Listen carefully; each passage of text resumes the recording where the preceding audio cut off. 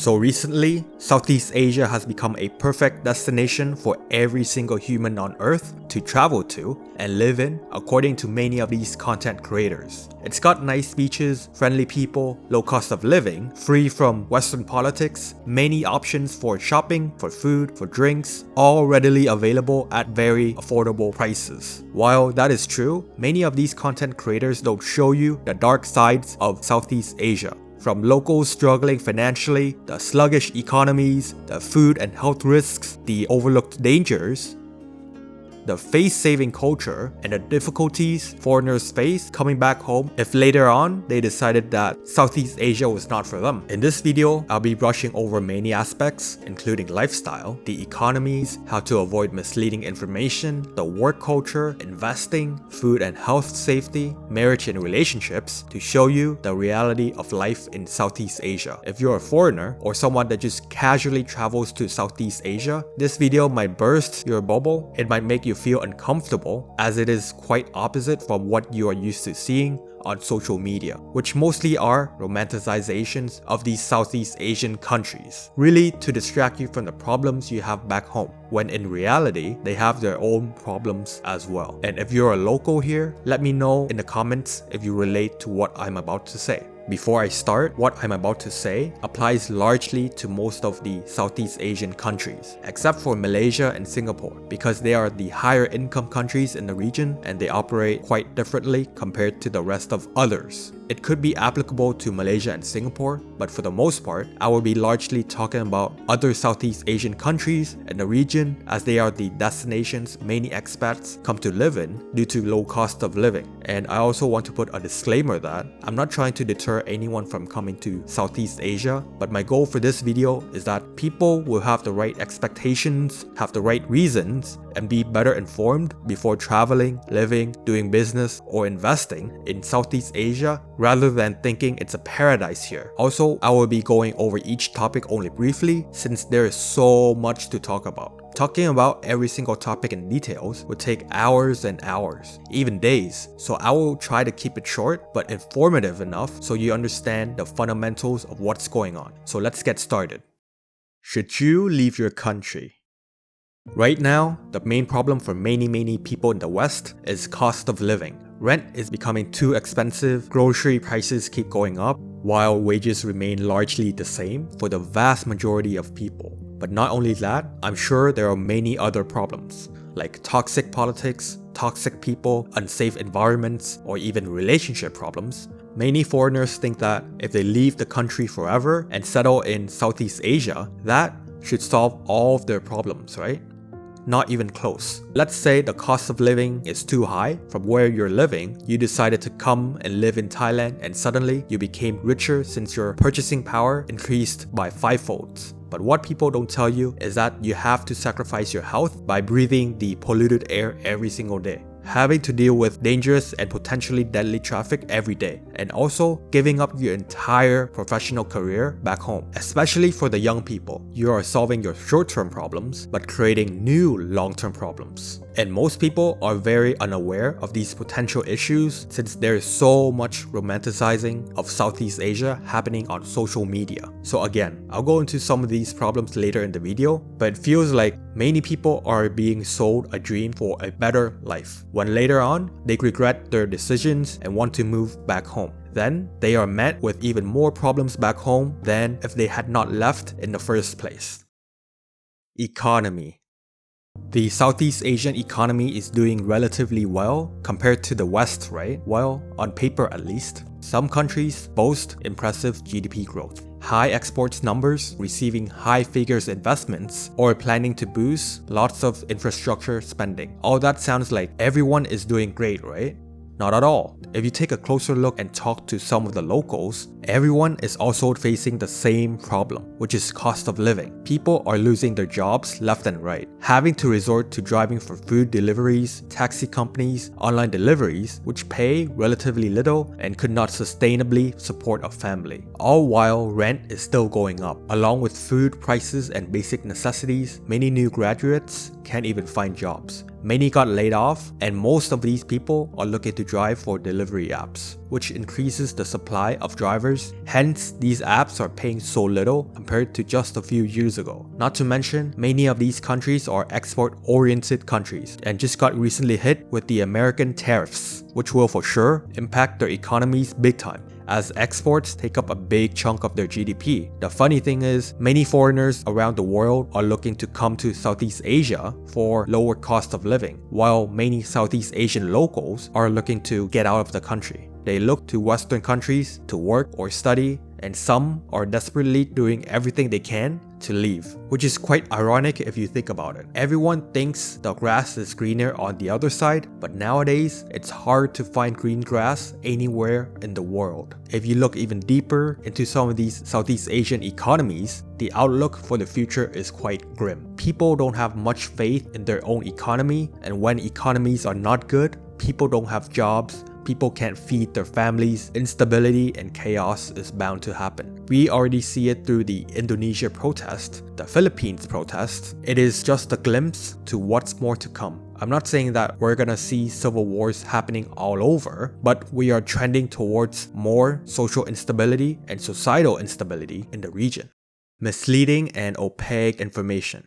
I'll tell you some of the reasons why some creators on social media might be giving you inaccurate information. It's because they are getting inaccurate data or exaggerated data, or they are talking from a tourist perspective. So, unlike in Western countries, a large percentage of the Southeast Asian economies is from the informal economy. These are the businesses that don't register for taxations, don't follow government regulations, don't register their businesses, like the street vendors, street side stalls, workers that are being paid under the table, workers that work on the side that don't declare their incomes. It is all very common in Southeast Asia. It doesn't mean that businesses are engaging in illegal activities. It just means that in the eyes of the government, they don't exist. This means the economic data analysis, data gathering can be quite inaccurate from reality. And that's just one aspect of the economy. Many more activities and events don't get documented and reported, so the data gathered can be quite inaccurate compared to data released in Western countries. Because many of these Southeast Asian countries have weak data gathering infrastructure, frameworks, policies, and some of these countries are not quite incentivized to publish negative data or real data to the public. So if you are serious about living in Southeast Asia, the best source of information and news is through word of mouth, through locals talking about their own experiences, or social media from the locals, or international news outlets. You should not take statistics or information from domestic news outlets too seriously. Although it could be helpful, remember that most of these domestic news outlets have some form of agenda. If you didn't already know, there's very little freedom of press in Southeast Asia, even in Singapore, since there's some form of government involvement in many of these news media companies. They must put politicians, the country, the government in a positive light, so any negative news about the country or the government might be censored, removed, or have very limited news reporting. They will choose what they want to report on, of course, so look carefully through social media, through the locals' perspective. If you don't understand the language, then put on subtitles, but don't rely on the country's domestic media and statistics reporting too much. Cross-check your information to other international news outlets if you want to verify your information. Also, don't forget that there are some form of defamation laws, which could lead you into trouble if you talk negatively about a company, an organization, a political figure, the government. So people, foreigners, and expats need to be careful. Research your specific country and talk to the locals of the country to get an accurate perspective if you can.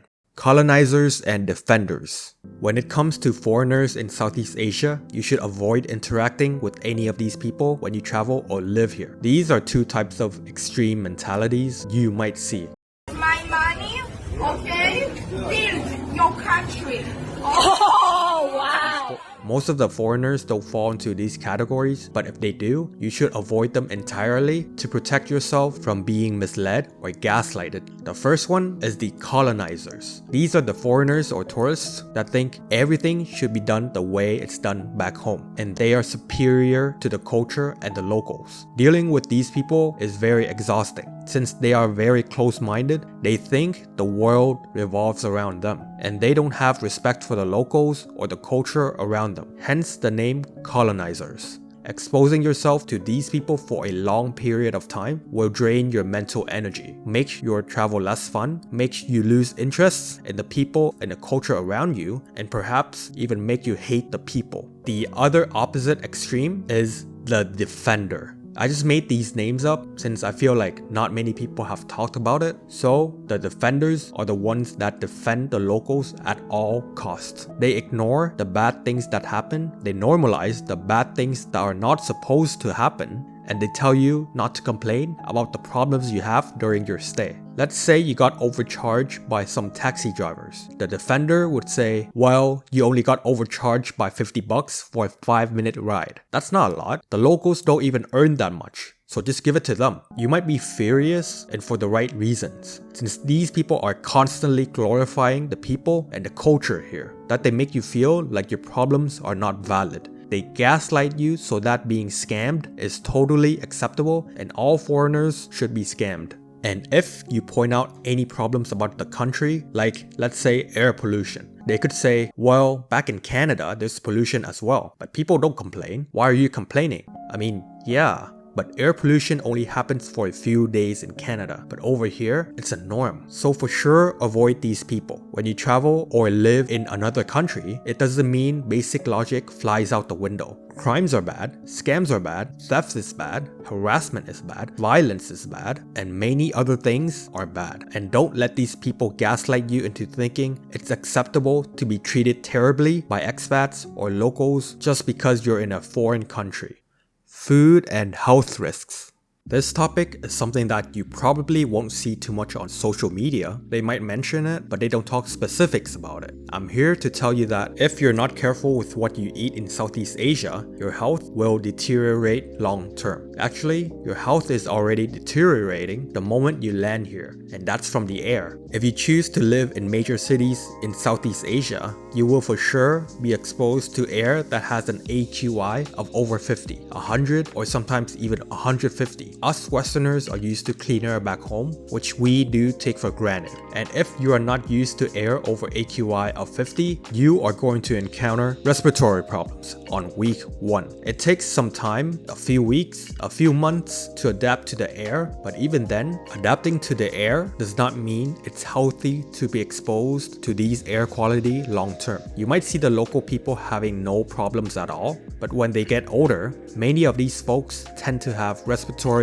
health issues. So it's definitely a factor to consider, not only for you, but your family, your friends, and your kids if you want to live here. Next is the food. I'm crazy for the food. It's so good, but over time, you do get sort of tired of the local food and you crave Western food from time to time. And that's okay. But if you're going to be eating street food, local food every single day, you have to be careful about your health. There's not much difference in sugar between a can of soda and a cup of milk tea from the local coffee shop. Sometimes the milk tea contains even more sugar if you're not careful. The difference is that most of what you buy in Western countries has labels. You know what's in it, the ingredients, the nutrition facts, but over here, there is none, unless you buy from a convenience store or supermarket, of course. The next thing that's going to deteriorate your health long term is food safety. When it comes to street food, you are showered with food varieties from all different flavors, colors, textures, but what's usually overlooked is how the food is prepared and the ingredients that are used. You don't know what kind of oil they are using, if the water they use to clean your vegetables is clean, if the meat they are using is actual meat or just some cheap imitations, or if the hands they use to serve your food have been touching some other stuff. The list goes on. Some of the street food is very cheap for a reason. It's because they use cheap ingredients combined with unsafe health practices and shortcuts that make your food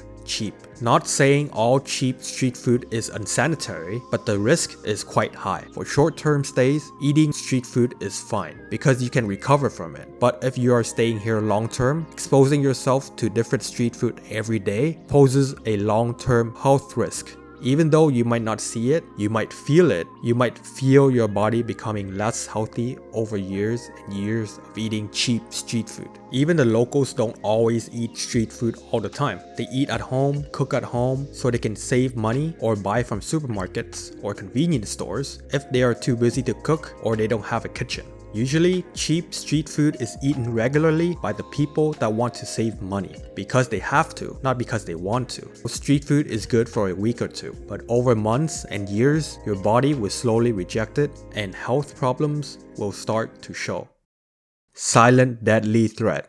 These are some of the few threats that almost no one pays attention to. I'm not gonna list them all, but I'll list one to give you some perspectives. And that one threat that I believe is the most overlooked is the traffic. Yes, the traffic. Southeast Asia is the land of motorbikes, and foreigners think the number of motorbikes and scooters on the road is wild, it's fun and adventurous being on one, driving one, but no one reminds you that being on a motorbike has a much higher chance of being unalive than being in a car. I don't even have to put in statistics to show you this, but if an accident does happen, you would wish to be in a car and not a motorbike. There are a huge amount of motorbikes here for a reason. It's cheap to buy, cheap to repair, it doesn't take up too much space, the population is quite dense, and the roads and infrastructure isn't adequate to accommodate four-wheel vehicles for everyone. Motorbikes get you from point A to point B very fast in urban areas, especially in a highly populated city compared to cars. What many expats and locals don't tell you or show you is that accidents happen every single day. And usually the ones that end up surviving are the people in a four-wheel vehicle or a large vehicle.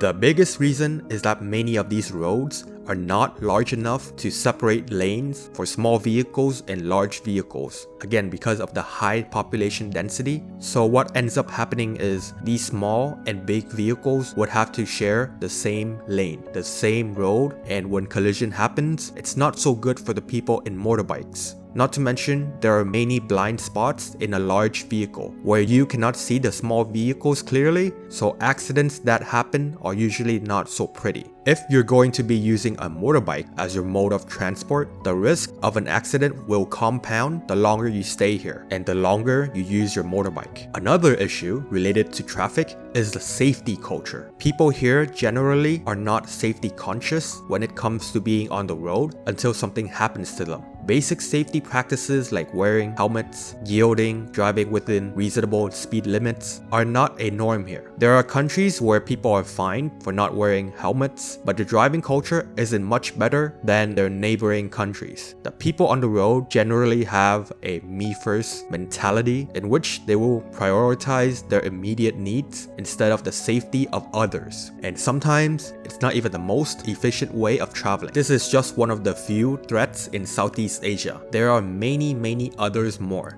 It does not matter if you are a perfect, courteous rider. The traffic culture affects everyone on the road.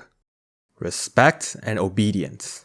If you spend any time in Asia, you would know that the culture does not value individualism as much as the West. With Southeast Asia, it is very much similar. People usually put the needs of the society or family above themselves. Not saying there aren't individualistic or selfish people here, there are, but just in different forms. Respect here means something very different compared to the West. There's a popular quote you might know: respect is earned, not given. Yeah, that does not happen here. Over here, respect is the default. If that person is a person in power, a political figure, a rich person, or even your manager or your boss, you have to, quote unquote, respect them. I say it's a default mode because outward appearance is very important, and if you don't appear to be respectful, you could get in a lot of trouble. It doesn't mean you have to actually respect them, it means you at least have to appear respectful. That's the minimum requirement. And what does respect actually mean here? It means not disagreeing, even if it's constructive disagreements, or even if they are wrong altogether. You cannot disagree with them. Don't disagree with them. Also, not voicing out your opinions, even if it's helpful, talking with a polite tone, even if it sounds fake, and not talking back or standing up for yourself, even if you just got insulted. Sometimes respect is about showing that they have power over you and that you are subservient to them, that you are beneath them. But at the minimum, you have to respect the hierarchy, maintain harmony and stability, avoid criticisms and conflicts, and of course, glorify the person in power publicly when given the chance. It's the face-saving culture, and it's very prevalent in any country in Southeast Asia, some more than others. But remember that respect and obedience is much more valued than criticisms and conflicts. Ultimately, stability is prioritized over growth and development. Work culture. The work culture in Southeast Asia can be described as laid back, to say the least. Back in the West, it's all about hustling, impressing your boss, doing overtime, and being more productive. The Western work culture is about career growth, climbing the corporate ladder, and sacrificing your life for the company. But over here, people generally like to live in the moment, meaning they don't plan years ahead or even months ahead on how they get the promotion or how they can do their job better. It's all about how they can get their job done as quickly as possible and then rest. There is a big emphasis on living in the moment, enjoying life, and not worrying too much about the future. As long as the people's immediate needs are met, like food, shelter, and safety, most people will be satisfied. Life is much simpler here, but that doesn't mean there aren't drawbacks. Things like cutting corners, being late for everything, getting things done quickly with little to no quality controls, doing the bare minimum, and having no long-term plannings are very common in Southeast Asian society. You can see this in the traffic culture, safety culture, urban planning, and policy making if you really look carefully. This is a stark contrast to East Asia's intense work culture, like in Japan, South Korea, or China, where being overworked or having strong work ethics is deeply ingrained into society. If you do work with multinationals or work with companies that have lots of foreigners, expats, or locals that are westernized, these problems will be much less prevalent. There are also other problems like toxic work culture, toxic office politics, and having to deal with toxic bosses, especially Southeast Asian bosses. They are quite toxic. Maybe that's for another video. Legality. Not legal advice, but I'll explain why many laws and regulations here only appear on paper. In reality, the enforcement and executions differs so much from what's legal and what's illegal. So let's say you are pulled over by traffic police. You could have your ID, your registrations, all your paperwork's on point, everything done right, but the traffic police will waste your time on and on, point out insignificant problems, or just pester you until you give them some money. Bureaucracies here are meant to extort money, to earn money. Laws and regulations are not inherently meant to protect consumers, businesses, or the people, and the police are not always there to help you unless there's incentives. This is a big mindset shift that many foreigners would have to adapt to if they choose to live in Southeast Asia. Corruption is very normalized, to the point that it's expected in certain industries and certain business activities that it's an entry requirement. People working together to collude, to embezzle, to extort is not uncommon in the region. Legal frameworks are still relatively underdeveloped, and litigations does not happen as often as it does in the West. Usually, the two parties make resolutions and avoid taking things to court. It is not the culture to sue, but rather to negotiate. Although sometimes certain industries like healthcare or F&B, it's harder to have legal recourses if anything was to happen. Real estate and investing. The real estate sector is slowing down across the region. Prices in some markets are up, some are down, but demand all across the region continues to slow down. Homes are largely unaffordable for most locals, as income remains largely the same, while house prices continuously rise in large cities. In some areas, House prices and rent prices are being pushed up by tourists and foreigners so much that the locals have no choice but to move to other areas. Not only that, many developers in the region continue to build houses, condominiums that almost no one wants to buy, leaving many ghost buildings and ghost towns that nobody lives in, draining resources and money that could have gone elsewhere. Most of these developments aim at wealthy clients, but that market isn't that big. There is already a mass oversupply of unaffordable housing, yet these developers keep building and building. So I'm not going to tell you which real estate to buy or what to invest in.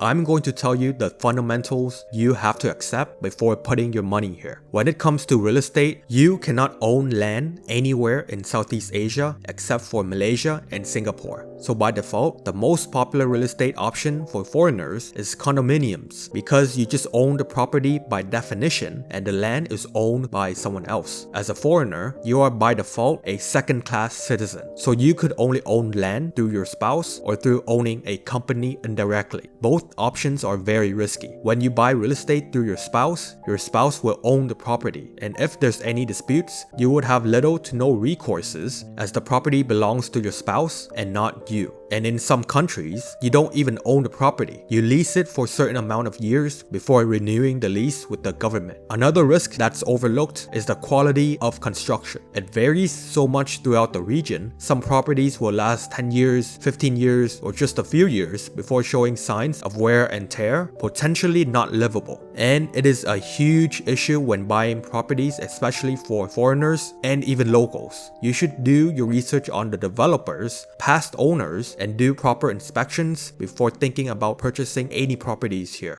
Marriage and family.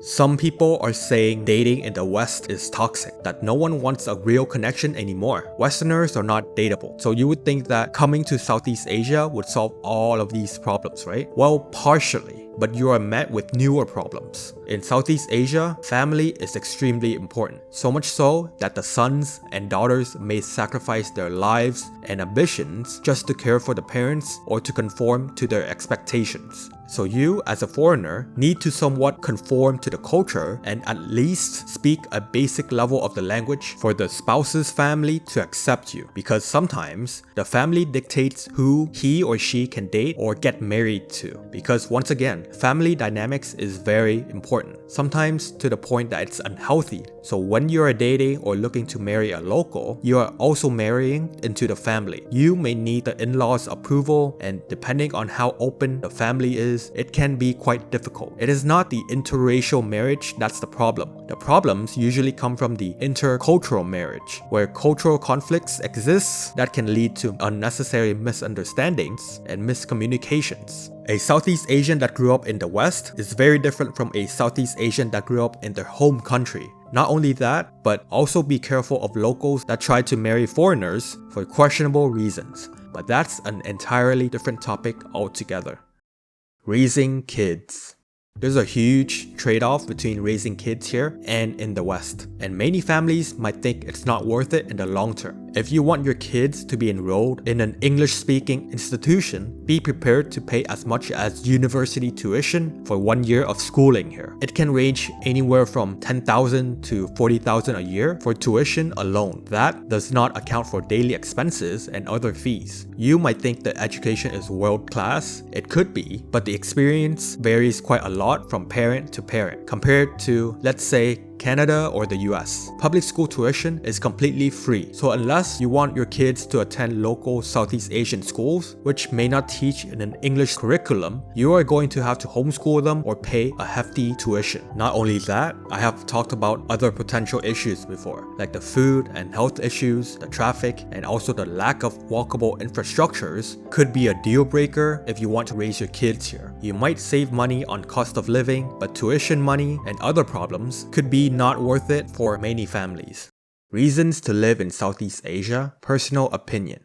In my opinion, to combine the best of both worlds from the low cost of living in Southeast Asia and the high earning potential in the West, I think people should only live in Southeast Asia long term if they have a stable remote job that pays in dollars, that they can work online, like social media businesses or any businesses that they can operate remotely. It also works if you are retiring and have a source of income to live off from. But for the younger people, it's not always a good idea to sacrifice your entire professional career to come here just because you want to discover yourself, escape the West, or find a romantic partner. If you don't do your due diligence carefully, you could end up regretting the 5 or 10 years you stayed here. The next big reason is healthcare. It doesn't matter if it's the USA or Canada. The healthcare system is inaccessible and unaffordable for most people. If you need constant medical supervisions, medical checkups, or medical treatments at affordable prices and are readily available without all the bureaucracies, Southeast Asia is a good place for that. Some countries better than others. The irony is that the environment in Southeast Asia will give you more health problems than most of Western countries, but healthcare is easily accessible for most people. While in the West, the environment is generally very good. But if something does happen, many people will not have access to adequate healthcare, either from waiting too long or costing too much. Other than that, if you have personal problems, you need to solve them first at home. Living in another country will not magically fix your personal issues. Or if you think that's the case, that everything is bad in the West, try come and live in Southeast Asia for at least 6 months to see if it's right for you. And of course, try to live as local as possible and avoid living like a tourist, so you will understand what life is like in the country you want to live in. So that's the end of this video, and I know it was a bit long, but we are just brushing the surface here. There is so much depth to Southeast Asia than what's being talked about here. If you want to see more of these videos, let me know in the comments how you feel, which topics I should cover next. And also remember to hit that like button if you find these contents relatable or informative. Thanks for watching, and I'll see you in the next one.